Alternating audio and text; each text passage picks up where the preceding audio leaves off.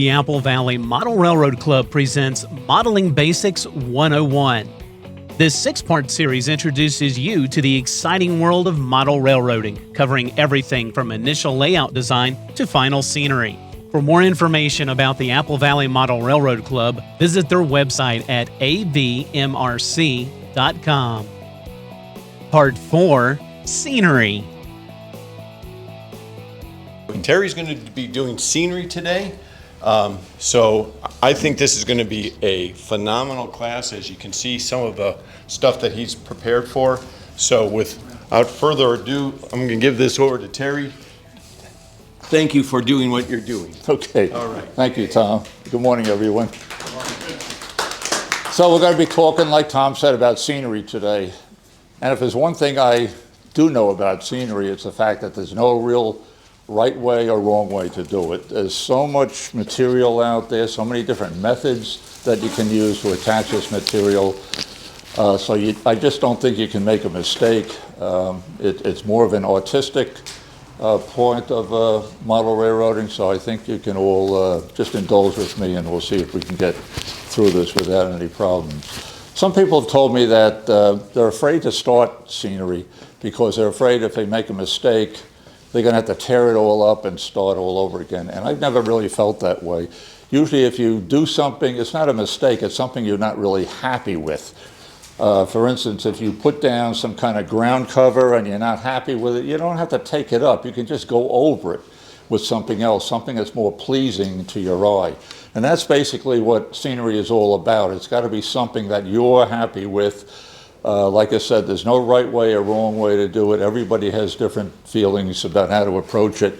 I think your best friend here is YouTube videos. Boy, there's so much stuff out there on YouTube videos about every aspect of building scenery. So I think if you're into that, all sorts of different steps as far as just ground cover and going up to mountains and working with different materials, that's really your best source of information. But we'll just try to cover some of the stuff today.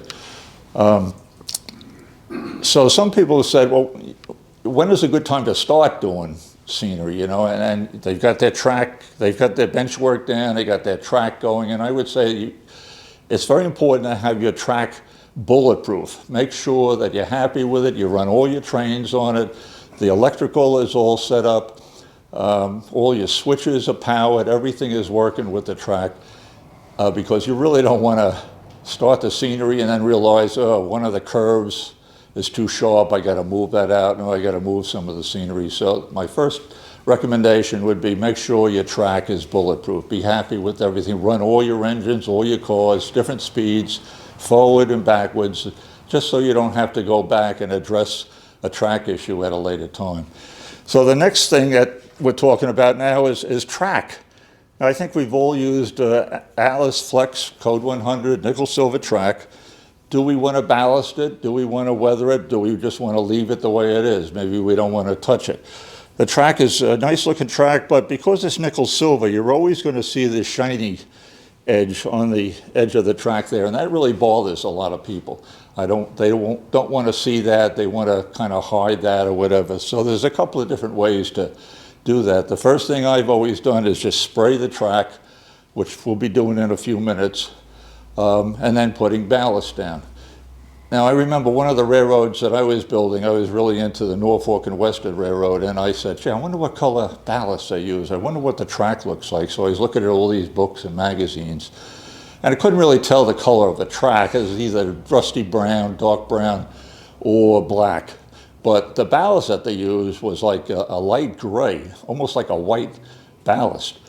So I said, Woodland Scenics, and by the way, we're going to be talking about Woodland Scenics is a company that makes a lot of scenery material, along with a lot of other material now. But they make a lot of different color ballasts, and they had ballasts that exactly matched what the Norfolk and Western Railroad was using. So I sprayed my track on this layout at home, black, I think. And then I started putting down this white ballast, and it matched perfectly what the books were showing. But I didn't really like it. It was too much of a contrast between the track and the ballast. It was too white. It drew, to me, too much attention to the track. It was just too bright. Even though it was prototypical, I wasn't happy with it. And that's what we've got to talk about here. So I took a piece of track, put it on a piece of cork road bed, and I sprayed some of it with brown over here, then put down brown ballast, and I kind of like that because the two colors kind of blended together. They were more pleasing to my eye. Then over here, I painted the track black, and then I put down some dark gray ballast, and I kind of like that too, because I thought that to my eyes, this is more pleasing to look at rather than the bright white ballast that I had that was supposed to be prototypical, but I just wasn't happy with it. So that's basically what what the scenery is all about. If it's not pleasing to your eye, you shouldn't be happy with it. So this is what I would recommend you guys doing. If you're going to be doing any ballast and you're not really sure of what color to use, get a spare piece of track and just play with it at home before you start doing it on your whole railroad. So let me just see if I can... Question, Terry? Yeah, questions. So you spray painted the track black or brown or whatever. Right. What about the top of the rail? How do you clean that? Okay, you're ahead of me, but I'm glad. sorry. And that's a good point. Don't feel, anybody got any questions, feel free to jump in. So at home I had some of this cheap, this is just a brown paint. It's a flat paint, which I would recommend. They make flat black, they make gray primer, whatever color you're interested in doing. And I guess, I don't know which is a good, maybe we could practice over here. But I'll show you what, the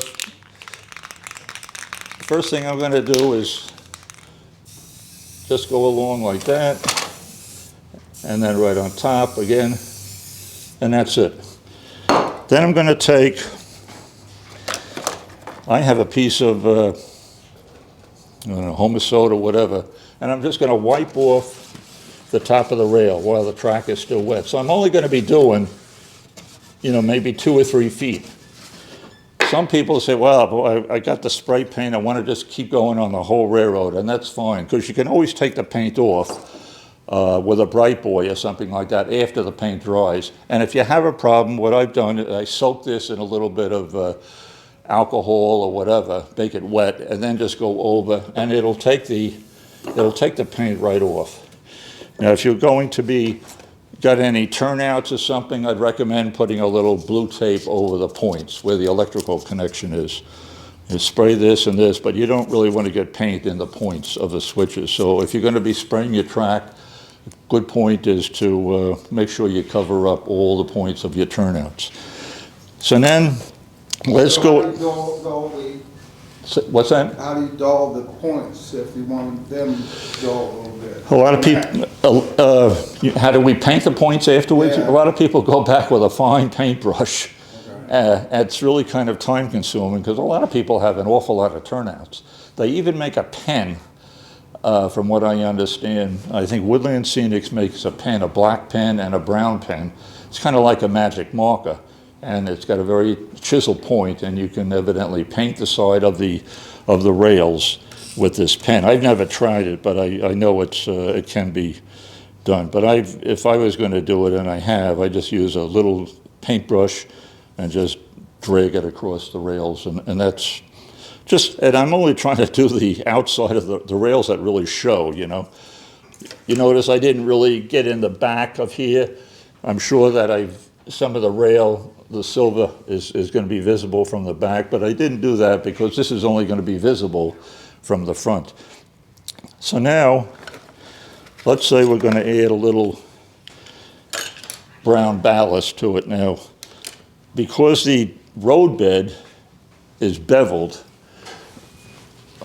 you can see there's a bevel. I said, oh boy, if I put some ballast on here, loose ballast, it's just going to fly right off the edge. So what I've done, and I'm not saying this is the only way to do it, but I'm going to put some white glue right along here and some white glue on the back, and I'm going to push it in with a little paintbrush so that when I put the ballast down, the glue is going to hold the ballast from just completely sliding off. So what I've always used is the Elmer's white glue, which I'm sure we all have. So I went to Lowe's and I'm looking for this because I was all out of it. All I'm finding now, and I don't know if anybody else is aware, school glue. So what the heck is that? Non-toxic. Well, the kids were evidently taking little bottles like this and sniffing it and actually getting some kind of a high. So they've stopped this regular Elmer's glue. You can buy it in the gallon, but I don't think the kids are going to be taking a whole gallon of it to class. But I can't find this glue wall, which was great for like wood and stuff like that. This school glue, it's good enough for the ballast, but I don't know if I'd use it for wood or not like that, because they said it had taken a lot of the stickiness content out of it. But this seems to be fine for what we're going to be doing here today. So all I'm going to do, see if this is I'm just putting a bead of this glue on the tapered edge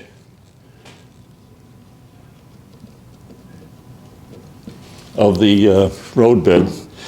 And you can see that it's not really covering all of the roadbed. So I've got a little brush and I'm going to be with a little bit of water. And this glue seems to be a little wetter or a little thinner than the regular Elmer's glue that we used to buy. So I'm just dipping my paintbrush in water and kind of... It doesn't matter what type of glue you use, right? Whether it's Gorilla Glue, Well, Tight Bond, or something like that. you know, I would want to get something that's going to dry clear. And I don't think Tight Bond dries clear. I always thought there was... I know this stuff dries clear, but the Tight Bond was always... That's the yellow glue, you know. But since the glue is going to be completely covered up with ballast, you might have a good point. It's, once again, whatever you have around, I would just say practice with it, with a piece of, you know, spare piece of track.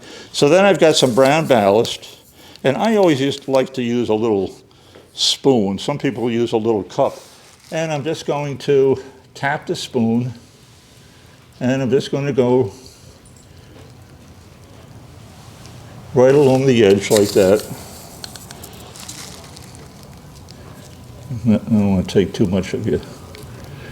Hey, Mark, the glue, Elmer's glue, is water soluble, so if you have to do a repair or something and you need to take the ballast off, you can soak it in water, it'll help you out quite a bit. That's what Elmer's? Yes. Okay. Terry, was the water wet water that you put detergent in? This is just regular water, but that seems to be all that's necessary to, but I'm sure if it's wet water, it wouldn't hurt as well. Wet water, by the way, is water, and people have added, I've never used detergent, but some people will add a little bit of alcohol to it to make it even thinner. This alcohol is thinner than water, and it will also make regular water thin as well. So if you're having trouble spreading glue or something like that and you want to use wetter water, but what I'm doing now is just smearing the glue around with just regular water and Elmer's glue. Now you see I've got some ballast on top of the railroad ties, and I've just taken my thumb and just going like that, and it's got them all wiped off. So now I'm going to take some, if I can find it, and I'm going to put some in the middle. And that's just a matter of sprinkling the ballast roughly between the tracks. Now you notice this isn't glued down yet, but we'll talk about that in a minute. And of course I've got ballast on top of all the rails there too. So I've just taken my finger and going like this. Some people use a paintbrush, but I find if I'm using my fingers, it's getting all the ballast off the top of the rails.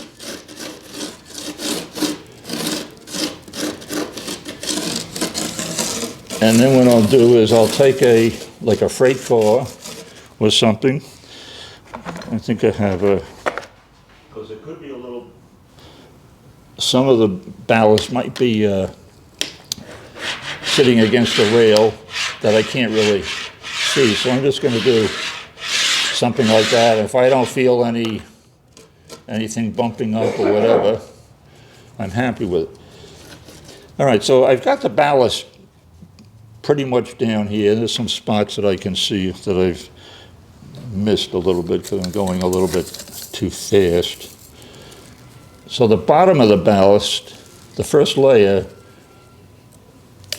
is being held down by the glue, but I've got other ballast on top of here which isn't being held down by the glue, and I want to make sure that that's going to be, that's all going to stick. And the stuff that I just put in the middle of the track, well, that doesn't have any glue on it at all. So what I'm going to do is I'm just taking this 70% alcohol, you can get it at Dollar General or whatever, and remember, this is wetter than water. So what I want to do is really soak this ballast, and I'm just going to go like this. And now this is very, very wet. And I'm taking some, this is water and this is just white glue and water. I had not Tite Bond, and it's a mixture of like 50-50 of water and glue, and I'm just going to dribble it. And you can see that because it's thinned down glue, and I've got the alcohol on top of the rails, that it's really soaking into the ballast. And you'll find that's really all you need. That'll all disappear, it'll harden up. And I'm just gonna, if I've got any alcohol on top of the rails, I'm just gonna wipe that off. And that's it. You just let it dry. Go back later on and make sure that you've covered everything. And now this can be a very tedious job if you have a big layout, because a lot of people have a lot of track. But you can just do a little bit at a time. Some people, like I said before, once they get the paint going, they're going to do the whole layout, the track on the whole layout. And by the time you get back to the beginning, the track is dry with the paint, and they might have to soak this in a little bit of alcohol or whatever to get the top of the rails clean. But I'm just doing, a couple of sections at a time. This is usually the way I've always worked. Just do 2 or 3 feet at a time, and then just move on to the next session. But it's completely up to you. So once we get this down, the track down, then it's a good time to start talking about ground cover. I think most of us probably have flat layouts. I don't know if anybody's going to be doing any mountains or not, but 90% of everybody's layout is going to be the sub-road bed material or the sub-benchwork material, which is probably plywood or maybe a 2-inch foam, whatever you've used to put on top of the benchwork frame. So let's say we want to do a little ground cover right here. When I was first into railroading, I said, okay, I want to get some dirt, and I could not find Woodland Scenics making anything other than green ground cover. Maybe now they've got something that looks like dirt, but I could never find anything that online or whatever that looked like dirt. So one day I was over at, this is up north, I guess it was Lowell's, Home Depot or whatever, and I'm outside in the garden area, outdoor garden place, and they had all these bags of mulch and planting soil and whatever. And I noticed a couple of bags were broken, and the stuff is laying on the ground. I said, wow, that looks pretty darn good. That looked like it was real dirt, So I said, what's the best thing to use except for the real thing, dirt? So I bought a whole bag of it for like $2. I took it home and laid it out on plywood or something and let it dry. And then I started clumping it, getting it, scooping it out and putting and sifting it. And boy, I got a lot of really nice dirt. So I would recommend if you want to start with a simple ground cover, and you don't want to spend any money on, Woodland Scenics dirt. I think they have something now. I don't have it here, but it's too powdery to me, and I just never cared for it. But I would say think about getting yourself, or even in the backyard, because I didn't have any of the dirt that I had left over, so I had to go into my own backyard. It must be here. A couple of weeks ago when I was working on this, and I ended up sifting up, and this is what I've got. And it was a nice color. I was happy with that, but it was just out of my backyard. I dried it out, sifted it through a screen, and so this is what we're going to be doing today. Now, this to me is this is my basic ground cover. You might not even see this after a while because I'm going to be adding more and more texture on top of it. But I really wanted to get something down on the plywood and cover it. And this is the first step in making the layout come to life. You've been looking at this plywood for weeks, months maybe, when you were building the railroad. Just covering it up with something really makes it look great. So once again, I'm not going to just sprinkle this on here because I want to be able to have it sticking to something. So I've been just using regular paint. And it doesn't have, I just happen to have some gray paint, and I'm probably going to be mixing it in with a little water. This is just regular latex paint, and it could be green or black or anything. And I'm just going to start, and of course the ballast is going to be dry when you do this. And I'm going to be dipping it in water a little bit because this will have a tendency to dry pretty quickly. And I really don't want the paint to dry too fast because I'm going to be coming back in a few minutes and sprinkling on some dirt. So I'm just dipping back and forth between the paint and the water. And this is going to, bear with me, I have a jar with water. Yeah. So this is going to act as my glue for my ground cover. And I'm going to be using this with my trusty spoon. And I'm just sprinkling it on. So Terry, it doesn't matter what color paint you're using? No, because you're going to be covering it all up. Okay. So yeah, but I've always had something dark around the house that I could use. But And that's a latex paint? it's a latex paint, yeah, and this is what you don't want to use an oil-based paint. But I think we all have, even if you have white paint at home. What about the water-based paint, or is that what it's called? That's latex. Yeah, latex is a water-based paint, right? So that's what you want to. So this is what and I usually just do a couple of feet at a time, just putting down some. And once again, the dirt that's hitting the paint is going to be acting as it's going to be attached because it's the paint is going to act as a glue, but everything I've got on top now isn't.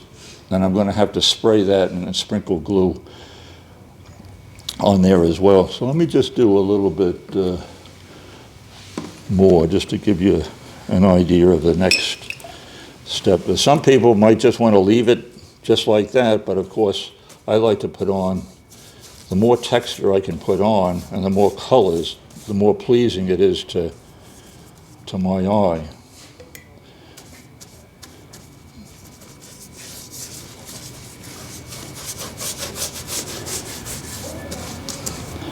Not really rocket science, just now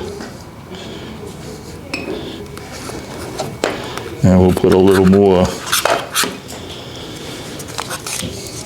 dirt on here. . 'Cause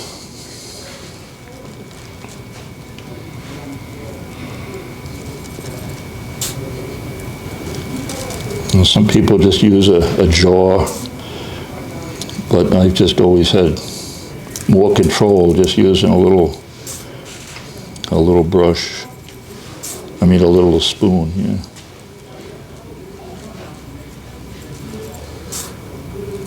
So Terry, when that dries, do you use like a vacuum to clean up excess, or you No, use like more no, glue? no, because I'm gonna be putting more texture on top of this, and I'll be gluing the whole thing down from the top.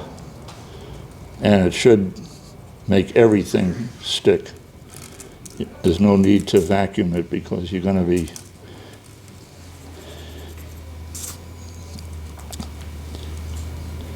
Now, of course, there's no problem with, if you don't think you've got everything glued down, you can always go over it with a vacuum if you want. Your railroad, right? All right, so to me, this is nice. I got the brown now, but it's too plain. So Woodland Scenics, of course, has a lot of different materials around it, and I don't know what I really want to start with, but they have a lot of different greens, and this is really your choice what you want to use. So once again, it's just maybe just tapping on a little bit of this stuff, and so still a lot of brown showing through.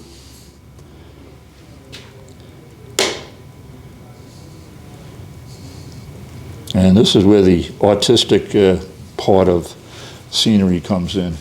You just keep adding different, let's see what else we got here.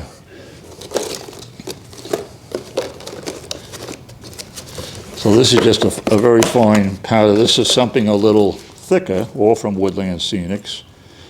And there's nothing wrong with adding a little more. I know you guys probably can't see it back there, but I just want a variety of ground covers here to make it look not like somebody's backyard or a lawn or anything like that. So this is just all representing shrubbery or whatever. Then they even have bigger material for maybe little bushes or something like that. Just have fun with it, and just.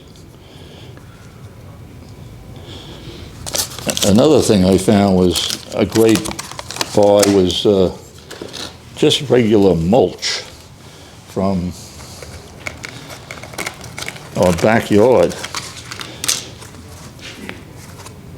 And I just thought a lot of this was really kind of, I don't know what it's supposed to represent, but it could, it just looked kind of nice because you were kind of sprinkling it around dead trees or whatever, but you just keep adding onto it until you're happy with the overall look. And you could stop there if you want, and just keep in mind that you're probably going to be adding buildings to this too.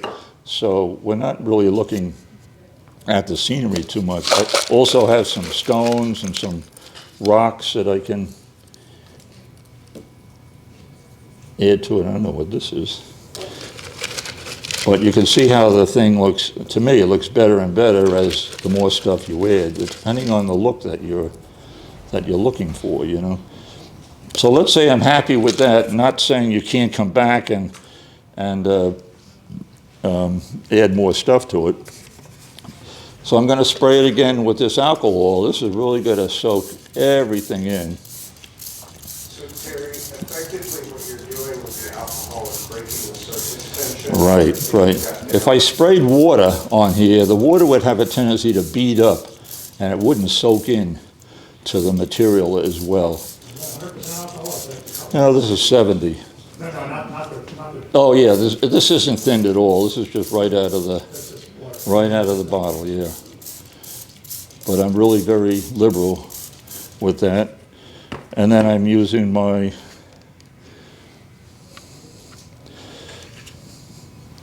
this is Scenic Cement. Oh, here it is, yeah. So this is, my 50-50 mixture. and I'm just going back and forth. And that alcohol is helping this glue get down into the entire layer of stuff. Now, some of this stuff might not glue that well. You might need to put a little 100% white glue under that. But that's basically how I've done my ground cover. Do you ever use a spray glue to go on top? Yeah, you know, I could never keep that thing working. It always clogged up. That's the way a lot of people do it, but I've never been able to. I guess the trick is you've got to, after you've sprayed the glue, and you know, you look at these things, it's such a tiny little pinhole. I suppose you're supposed to take this off and soak it in hot water if it was glue. Spray alcohol through it. Or spray, okay, that's good. I just, you know, I'll put it down, forget about it, and then next time I go to use it. Yeah, I had to comment about the paint in case anybody doesn't realize this. You know, if you're looking for base paint to put on there, if you're gonna go to Home Depot or Lowe's or Sherwin-Williams, you're gonna spend $45 per gallon or $25 for a quart. So, but they all have mistakes. Right. Every time I go into Home Depot or Lowe's, I always say, do you have any mistakes? Right. Gray or brown. That's a good point, I yeah. got a gallon of brown for $11. Okay. And I got a quart of gray for $5. Excellent, yeah. Yeah, it doesn't make any difference what color. You can see that you're not seeing any of the gray that I put down here. I don't care what color it is, but yeah. And a lot of people will say, oh, I just like using white glue. Well, they could put down white glue if they want to, but to me that's more expensive. And it's harder, you'd have to dilute the white glue and then paint the whole thing with white glue and water. But to me, paint does the same, gives you the same effect, you know. But that's a good point. You can buy some real cheap second or mistake paint, a quart of it, any color, and use that. If you've got a big layout and a lot of plywood that you're trying to cover, that's a great way to start. Or, like I said, you can use white glue if you want, but it's just more expensive, I think, you know. All right, so we've got the ground cover pretty much covered. I think you guys get the hang of it. I would recommend going out and getting some dirt in your own backyard, trying that because it's for free. It's going to be real thick and clumpy. Spread it out on a piece of cardboard, leave it outdoors, let it dry, and then using the sifter. Just it's a little tedious and time consuming, but you get some really cheap ground cover. And you see, I got a lot of brown showing through. Maybe that's not your thing. Maybe you want more green or whatever, you know, but there's a lot more material on the market that Woodland Scenics makes that you can put, and it really depends on what you're looking for, what kind of a look you're looking for. But this is just one technique. All right, so basically let's talk about elevations. You know, a lot of people that I've seen when they're starting off, all the track is flat, 4x8 sheet of plywood, and there's no elevation, no elevated track, or they don't have any mountains or anything like that. One technique that, and the whole Piedmont division was built using this 2-inch insulation board because we got it for free. And you can see what we've done is we call it the wedding cake layering. I have a question on grass before you. Yeah, sure. Static grass. I've never tried that. You always had to buy the static thing, but that's, I can't get mine to work. Me either, that's what my problem is. yeah. It doesn't work at all. I can't get it to work. Me. I've tried all different kinds of. I got 2 different kinds of machines and they still, neither one of them. I check the contact and it sparks like hell, so you know it's working. Yeah. And I can't get it to stand. Yeah, I've never tried that because you had to go out and buy the applicator. But I have to admit, that stuff does look very, very nice. It looks great. It looks great if you know how to use it, you know. But you've got I guess Woodland Scenics has got a whole kit now where you can buy the different lengths and the applicator and the battery but a lot of YouTube videos out there on that now. But I've never tried it. I'm sure I'm only touching the surface of all the materials that are out there and the techniques that you guys can use. But it is a nice. That's why I kind of like this clumpier foliage because it's not all flat. It like elevates the ground cover a little bit. I think it's a little more interesting to look at. But anyway, getting back to was there another question? No, I just said Oh, spray. okay. So yeah, we just took those 4x8 sheets of insulation board, like I said, we got for nothing, cut it up, and then just letting a wedding cake layered the stuff on top. And you can see what we've done. We've glued it together with Elmer's glue, I think is what we used, or liquid nails, I forget which. So it's all solidly attached. And then, of course, it's very, very workable, too. You can see what we've done over here was just with a rough knife or whatever, kind of carved the sharp edges off and gave it a little texture. It's very paintable. Even tried painting it and making it look like rocks. I just did this real fast at home. So this is great stuff, a little pricey, but it's very, very clean, very easy to work with. And it's easy to visualize. You can just keep adding on until the height of the mountain that you want, or whatever you're doing, you're satisfied with it. But like I said, it's very easy to shape this down with any kind of a saw. And it's very quick, and it's just, like I said, the whole Piedmont division was built using this. And we had to, because the peninsulas there were so wide, we could not work from the aisles and and bend over and do all the scenery in place. So we built these things in 4-foot sections, roughed them up, and then we brought them back here. We had a couple of ladies who actually did all the application of they were using rock molds and clump, foliage clusters, which is something like this. They were, something like I've got over here. They were gluing the entire mountain, filling it up with this stuff here. We had to do it back here. It was a lot easier on a table. And we just picked it up and dropped it right in place. So all of those pieces out there between the peninsulas will actually lift up from underneath if we ever had to get in there and do some repair work or whatever. So it's very, very light stuff, a little pricey, but if you have a small railroad, you can do an awful lot with it as far as depressions or whatever. You can see I carved out a little bit over here. It's very, very easy to work with, and this is just one method. So another... To carve it out, did you use like one of those hot...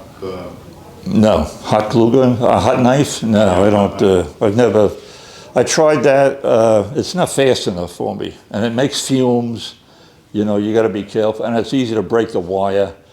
No, you know what I used was just a regular hacksaw blade by hand, and I just, or even a drywall knife, it's really very, very easy, but you'll find a favorite tool yourself, and whatever works best for you. Terry. Yo. Terry, if someone's building something in and around your neighborhood, a lot of the construction guys throw pieces of that away. You get it for free. I went dumpster diving for the first time in my life. They were building the library out in Etowah, and they were using this for forms, for concrete footing. And so I guess it was, they dig a trench, and then they had, 2-foot wide forms, pour the concrete in there for the whole footing, and then they took the forms out and threw them in the dumpster. And it was perfect timing because we were just starting to build the layout here. So I got more, I think it was all pink, but it doesn't make any difference what color it was. But it was a nice find. But yeah, that's good. If you're searching around construction sites, you might be able to pick up a lot of free stuff, What about the stonework that's that you got on this one here? How about what? The stonework. The foam work? The stone. Oh. That one. Well, over here? Yeah. We're going to get to that. So one way to, and what I've done here is just to, this is called sculpture mold. We're going to be working with that in a minute, where you can make, I didn't do a very good job. I tried to paint that to make it look more like rocks or whatever. But that's another material we'll talk about in a second. So this is a product called sculpture mold. I guess Woodland and Scenic sells this, but a lot of the times you just get this right at what's the, Michaels or something like that. It's a hobby material. I don't really know what they use it for, but it works out really good with model railroading. And I'll show you how, if I can get this undone.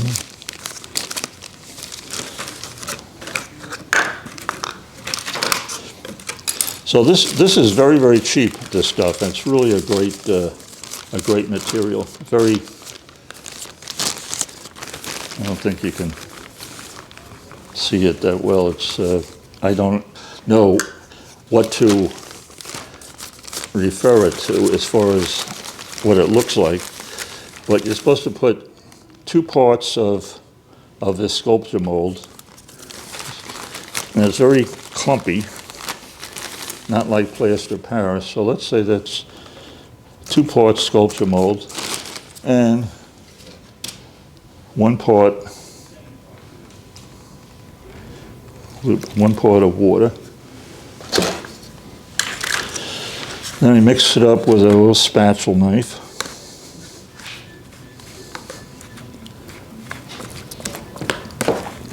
And it's going to look something like plaster Paris, but plaster Paris dries very, very fast. Here we have quite a bit of working time. I'm just going to add a little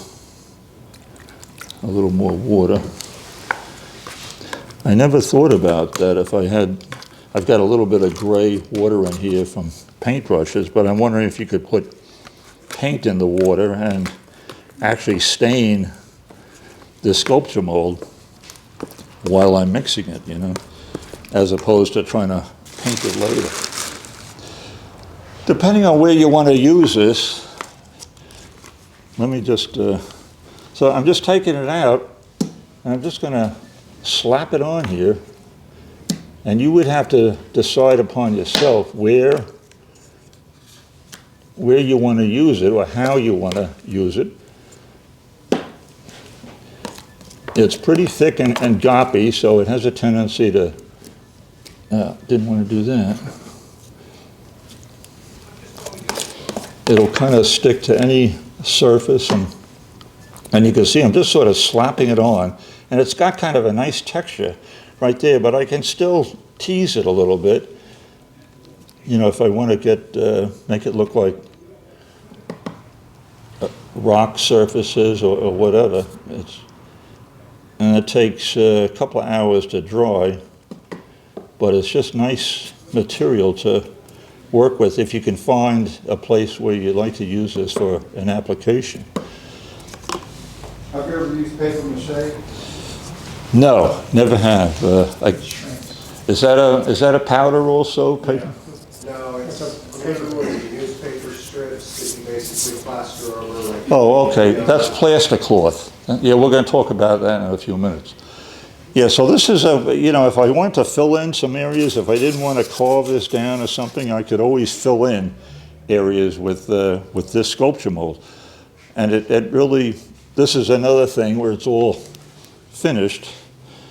You could even put it on a flat, you know, if you wanted to get a little hill or something like that, you could even just slop it on there, and then it dries really hard. And it, like I said, it's kind of, it's got a rough texture to it when it dries, so it looks like rock outcroppings. And then you can easily paint it, and then maybe even spray some or dribble some green material in there to look like weeds or something like that are growing in there. But this is a great, very, very cheap, very easy to use. Another thing that we can talk about is the ceiling tiles, which I'm sure a lot of people have. You know, they sell these 2x4 ceiling tiles. And you can usually always pick a couple of these up at Lowe's for nothing, because a lot of times they're broken. And I break them into little pieces like this, stack them together, and you know, it looks something, you can get like a retaining wall, and then spray it with any kind of paint and dribble some greenery on it. So if you're doing like a retaining wall or something like that, you might want to consider using these ceiling tiles, and they just glue together with Elmer's glue or whatever. But this is another method that's been popular for years. If you're having an area where you don't have too much, maybe you got another track right along here, and you want to get some kind of a retaining wall, very narrow or something like that, that might be a good choice as well. So Roma was saying, have I ever used I don't think you need this, plaster cloth. Now let's talk about that for a minute.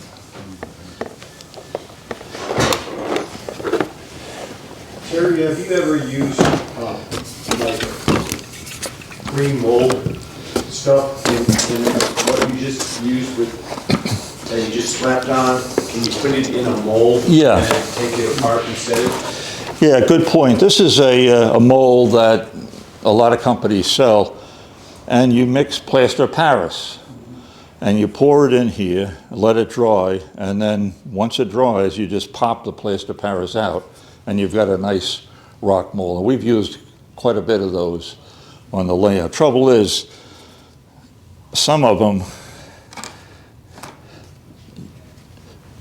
don't have another one. If I keep putting this one all over the place, it looks like it's the same. Oh yeah, I know that rock mold is 450, Woodland Scenics 459 rock mold. Even if you turn it like that, it looks highly identifiable.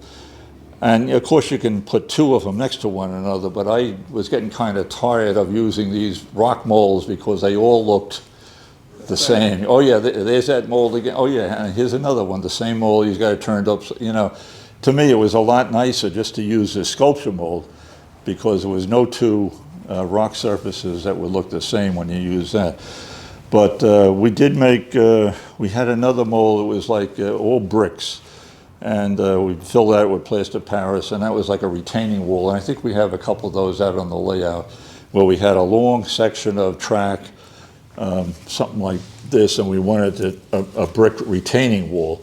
So we used that rubber mold there, and that worked out really, really nice. It takes paint really well, and but that's another option. There's so many of these rubber molds that are out there, and that's a good, like I said, that's a good option as well.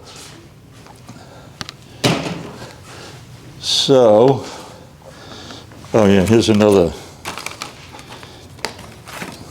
some more molds. Now these are more identifiable, but after a while, this one gets to be kind of repetitious. Oh yeah, he's used that 3 or 4 times, that same mold, you know, when they look at it at the layout. And then smaller ones too. But after a while, they all look, you just can't disguise them after a while. Oh yeah, that's that rubber mold again. Even if you put one on top of the other or above the other, it still looks like a rubber mold. That's why I always enjoyed working with sculpture mold, because it was easy to work with, colored up nice, and there was no two rock formations that looked the same. So Roma was saying, have I ever used? Oh, by the way, this is the knife that I use to cut this stuff.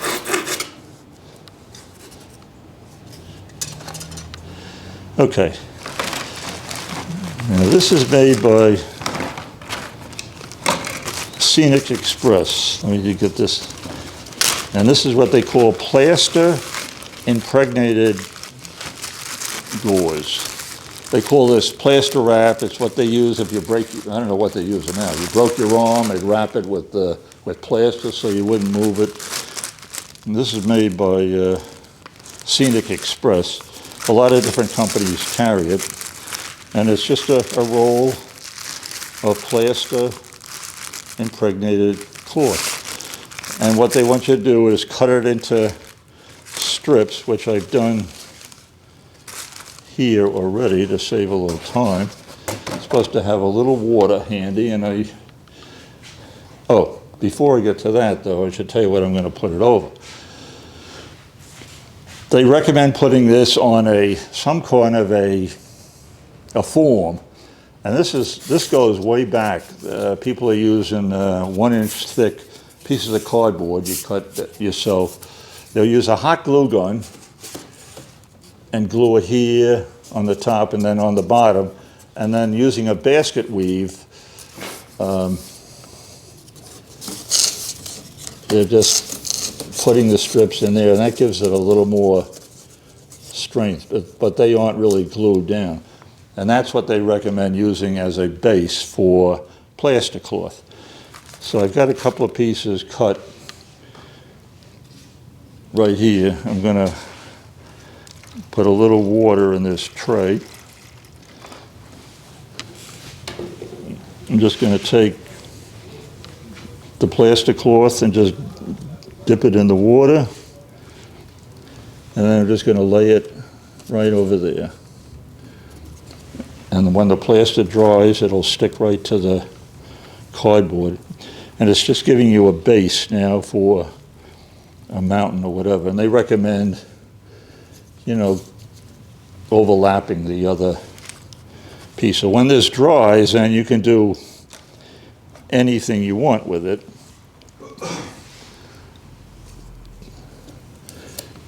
You can paint it, but you'd have to put something on top of it, like maybe a sculpture mold or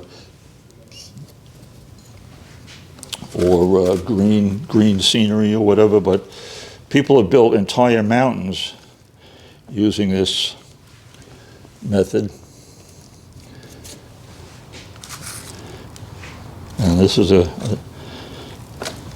good way to make it look more realistic. So you get the point.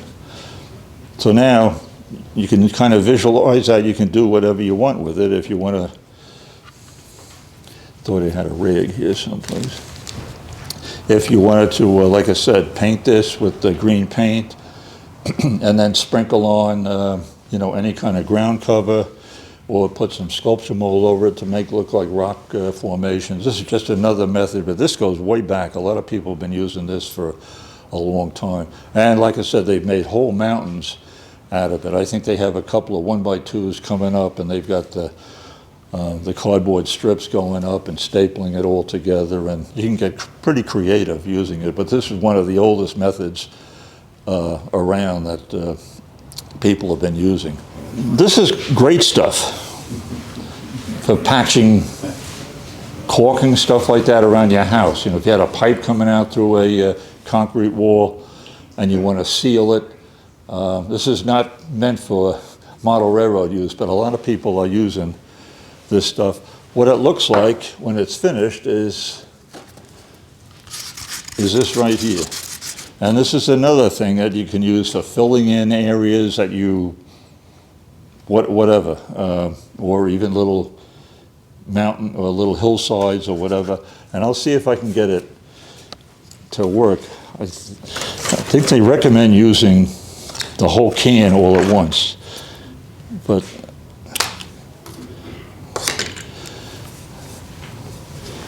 so let's just see if it's gonna.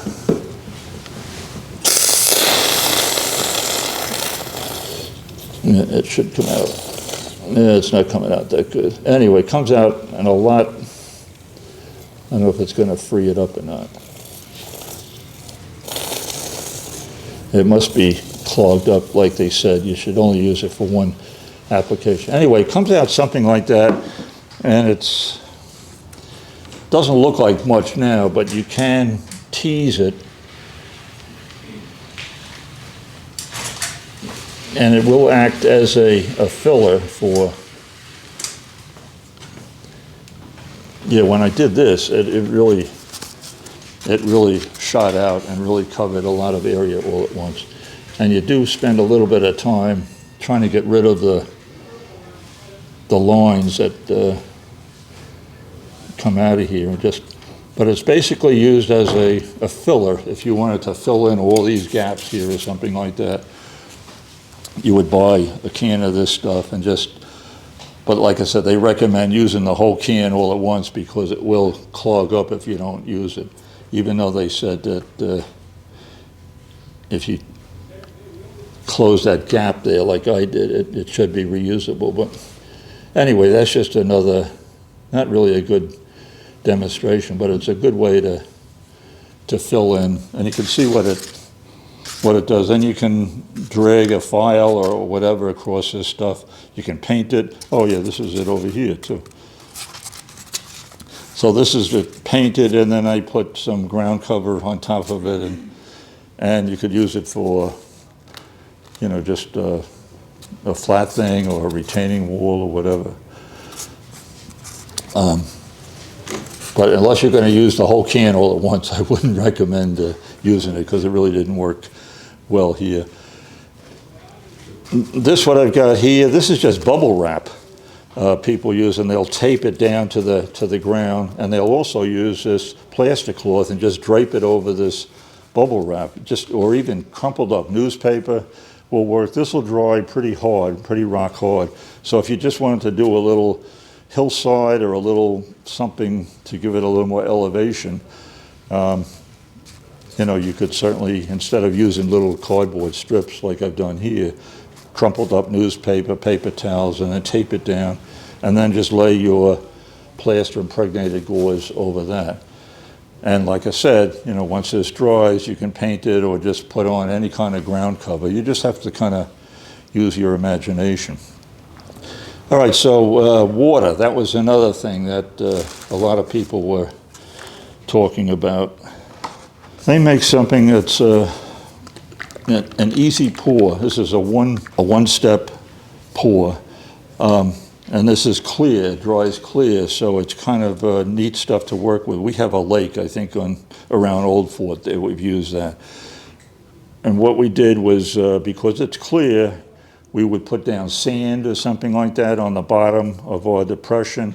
You could put a couple of rocks on there, glue it down, and then you would just pour this stuff in there. I think you're only supposed to pour it like a 1/4 inch layer at a time to let it harden up.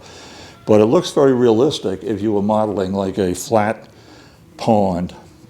Trouble is, something like this, because it's going to seek its own level, you would really have to barricade this off somehow. Not even tape, because it'll seep through the tape. So somehow, it's better off if you just have a pond or something like that in the middle, and not an opening at the end. But this is just something realistic water.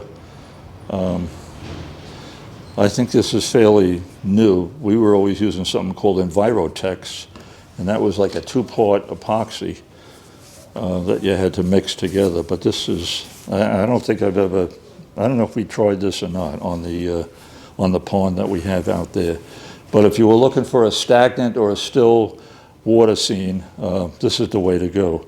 So it's just a nice product. What I did over here, because I was doing a stream, I used something called, this is Apex Plus. It's a silicone clear, even though it comes out white. And all I've done was just, let's see if it's going to,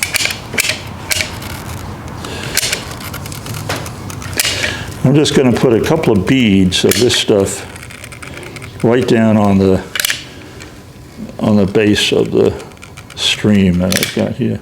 Now it's coming out white, which is okay, but it will dry clear. So I'm just trying to put some, just trying to cover the bottom of the stream with this stuff.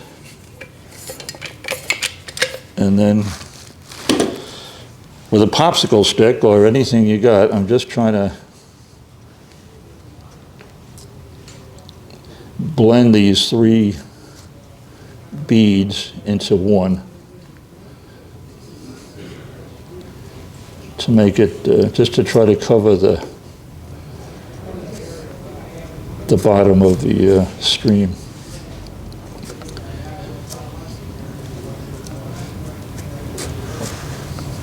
And then I've taken some rocks, I can push them in there. I can submerge a few if I want. And then I can try to draw some of the caulking compound over the rocks. And once this dries clear, which takes a couple of days usually, then we're going to get something that looks like this. Once this dries clear, then I've taken some white paint, acrylic white paint, and dry brushed. Now, I don't know if you know what I mean when I say dry brushing, but I take a little paintbrush and I just dip it in white paint, artist paint. Nothing really.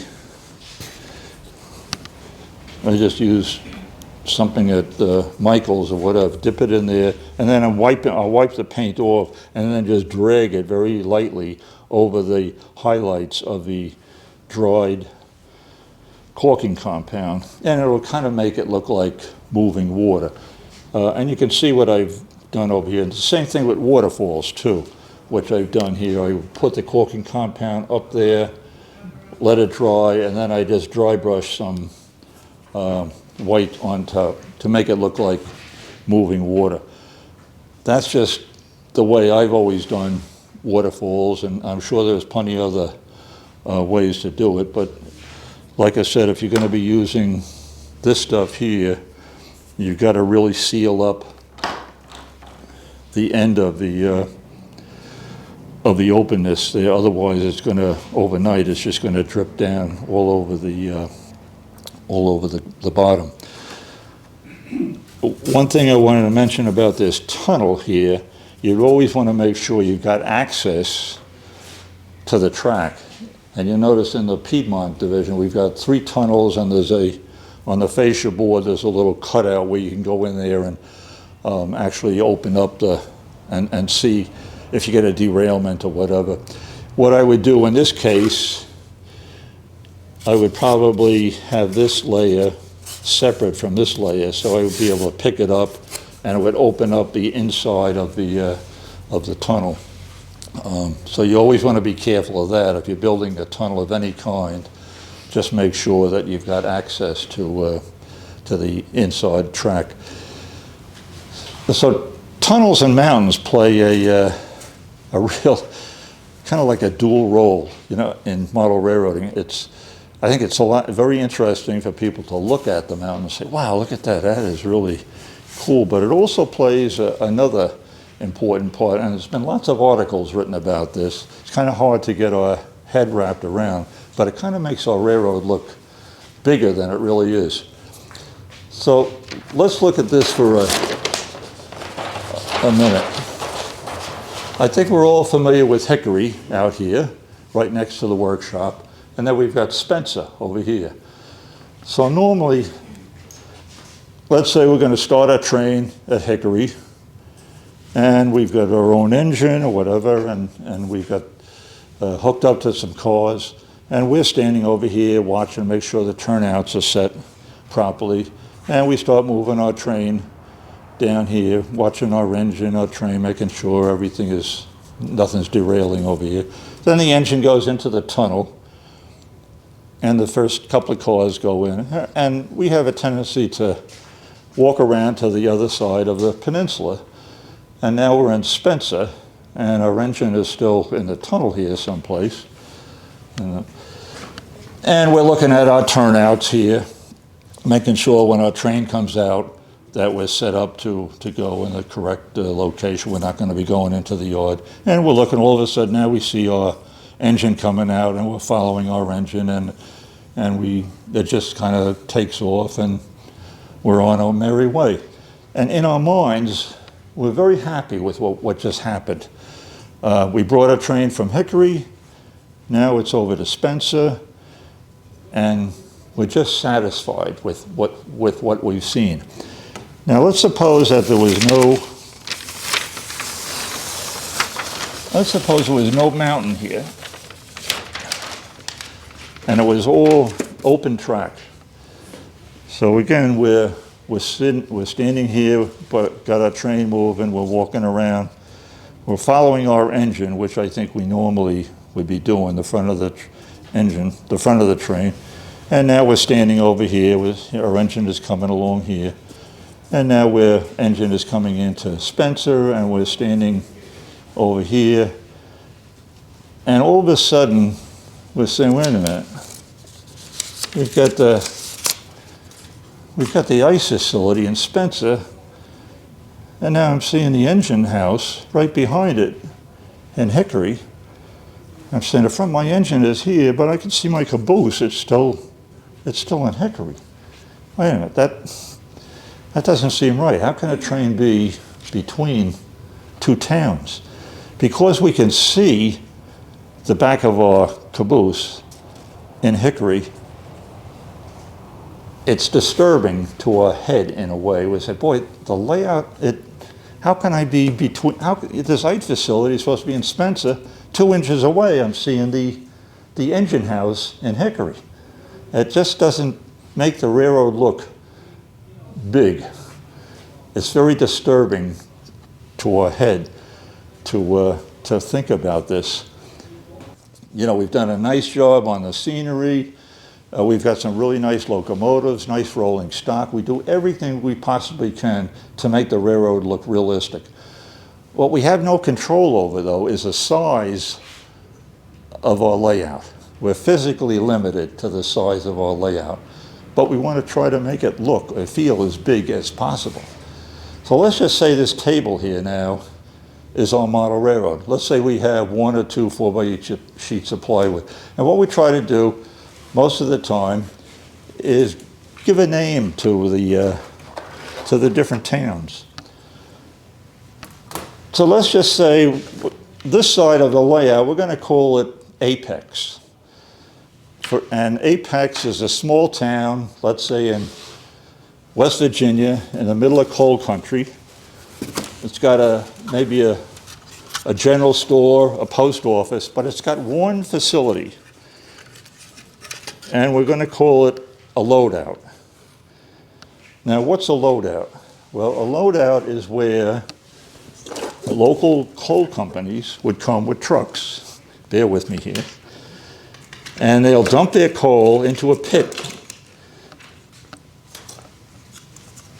And they get paid for the amount of coal that they dump into the pit. Then a conveyor belt takes the coal up to the hopper here, and eventually they load a couple of these cars full of coal, and the next local train that would come through would pick these up. Now let's say in our mind, on the other side of the layout, we've got a town called Branch.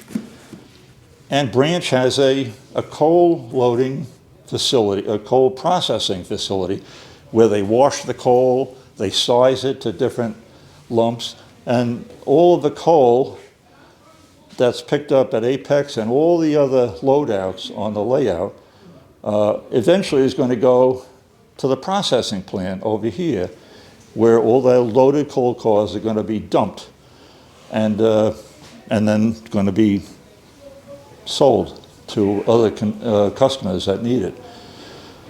So let's say we're operating our model railroad and we're bringing our engine down here, and the idea is we've got to pick up these 2 cars and we've got to dump 2 empties there as well. So we uncouple our engine, pull in here, couple up to these cars, pull back, and then couple up to the train, uncouple the caboose, and we want to drop 2 empties off. And I'm saying, wait, and then, okay, now wait a minute. Okay, so I'm taking this coal over here. It's only 2 feet away. You know, this is supposed to be 20 miles down the road. How, you know, it just doesn't seem right that I can see the Branch coal processing plant when the trucks could come right over here and dump the coal there. Why am I? It just doesn't feel right to us. So what a lot of model railroaders are doing, they're putting in a view block, which is just a thin piece of masonite down the whole layout. So now I'm working over here. I can't see the processing plant. And what they've done, they've painted this or put in scenic material or something like that, but it's down the whole length of the railroad. And I'm much more comfortable now working here, switching here, because I can't see this plant over here, even though I physically know it's over there, but as an operator, I'm not even aware of it because I'm more concentrated on picking up the coal in the train. Then I'm going to come around and it's going to go through a tunnel, then I'm going to come over here, and now I'm going to be switching the branch processing plant. And I can't see Apex. So the fact that I can't see it doesn't really bother me, because to me, all I'm concentrating on now is the switching over here and over there. And you can have another operator over here switching this plant, but he can't see Apex because he just physically can't see it. And because he can't see it, it doesn't bother him. But without this, since these two industries are so close physically on the layout, and if you can see both of them at the same time, it just doesn't seem right. So by putting in a view block down our model railroad, it kind of helps to make the railroad look bigger in our mind, even though we know that the two industries are very close. But if we can't see it, it doesn't really bother us. So you'll see a lot of magazine articles now with small railroads, and they'll all have a view block right down the middle of the layout to help us think that the layout is actually bigger than it really is. So for instance, our layout, now we already know the layout that we have out here. If you're in Hickory, you can't see anything. You can't see Spencer because we have a view block down here. If you're in Spencer doing some switching, you can't see Hickory. As far as you're concerned, you're 20 miles away from Hickory. You have no vision of what anything else around. If you're in Valdez doing switching, you're all by yourself. You can't see Morganton because there's a view block down the middle. And we've done that on purpose to make the layout look bigger. Same with Marion. You can't see Old Fort from one or the other because we have mountains acting as a view block. Suppose this layout was just completely flat, no mountains at all. We could be in Hickory and look all the way down and see Black Mountain and every town in between it. And it just seems like it's a Lionel layout then, flat, open, but because we've got view blocks coming down the center of every peninsula, it just makes the layout feel bigger in our minds. You go into Asheville, you walk right in there, what do you see? You can see Asheville, you can see Hendersonville, you can see Saluda, you can see Canton, you can see everything from one point of view. But by making view blocks in here, it makes us feel in here that the railroad is really bigger than it really is, and it's more pleasing to your mind. And it's a hard thing to grasp, but when I first saw these view blocks on the middle of a 4x8 sheet of plywood, I said, what the heck is that? They ruined the whole layout by putting a piece of masonite there, but it really helps with the operation. Makes you feel like the layout is bigger because you can't really see on the other side of it. So that's, once you get the grasp of that, I think, if that was all flat, I think it would be kind of a boring railroad if you could see every town, no matter where you were. But because you can't see all the towns all at once, it just makes the railroad feel bigger. And in your mind, I think it's more pleasing because it just makes it feel like each town is like 20 miles apart, So that's all I really have to explain, unless anybody else has any. I have one more question. Yeah. Terry. What if you wanted to use real water? Can you do that? John Allen, who was a famous model railroader at one time, back in the 30s and the 40s, he experimented with real water, and he was always way ahead of everybody else. He tried running water, but he said it made the entire room look it made it too damp, and it was just hard to, I don't know if he had running water, if he just had ponds or whatever, but he tried real water, and I don't think anybody else has ever tried real water since. I've never really seen any articles or anything like that, but I just know at one time he set his he had to put a dehumidifier in his railroad room to kind of dry it out. And it just, he said he did better modeling water than putting real water in there. And I don't know if it was moving or not, I can't remember. But he tried all sorts of things to try to overcome the downfalls of using real water and wasn't really happy with it, so he eliminated that. But anyway, there seems to be so much material out there now that you can use to supplement real water that seems to satisfy a lot of the modelers, you know, but good question. If you build a pond or a stream that you built and you put dirt down first, right. It would be brown looking. Would you seal that with glue first? Yeah, you're right. If I was, yes, you're right. If I was using the stuff that you pour in, yeah, I'd seal the, glue it down, even glue down rocks or whatever. You sometimes have little branches, wooden branches sticking out. Glue all of that down first. Glue it down first. And then pour this. And I think the instructions were no thicker than 1/4 of an inch per pour, you know. So let it dry for 24 hours, then you can pour on top of it again. And now they even make something that's called ripple effects. It's something you put on top of this with a paintbrush or something like that to give the water a little Texture. yeah, a little texture, like there's a little wind blowing or maybe a very slow moving stream. I've never tried that, but once again, YouTube videos are your best friends, you know. Just go HO model watering or something like that, and boy, there's tons of videos on what people are doing and using these days, you know. But yeah, I've only scratched the surface of the material that we've had on here. Jeremy, I have a question about trees. I mean, you put that plaster cloth over there. Yeah. Is that dry hard enough where you can, you know, I guess you... That's why I love this stuff, because you could just pop trees in any place. Yeah, here, even if you tried drilling a little hole, you know, you couldn't end up crushing the plaster cloth.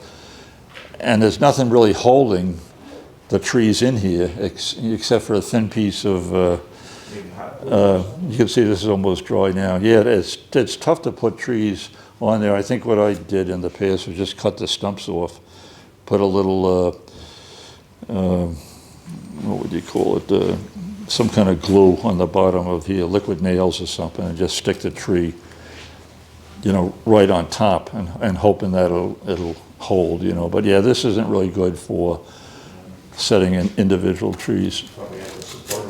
That's why I really like this clump foliage that they make. It's supposed to be like a forest canopy if you're looking down on it. That's why we used an awful lot of it on the layout out there. Even though we use this stuff, that's all I would recommend putting on here would be the clump foliage stuff. And that stuff looks like very big pieces of, but it requires an awful lot of work, you know, gluing it all down. Each piece we put on the layout out there, a little bit of liquid nails on the bottom and just kind of stuck it on top after we painted this. So it looked like a canopy of a forest or something like that. But no, I wouldn't recommend trying to put any kind of trees on there because you'd really need more of a base than what this is providing.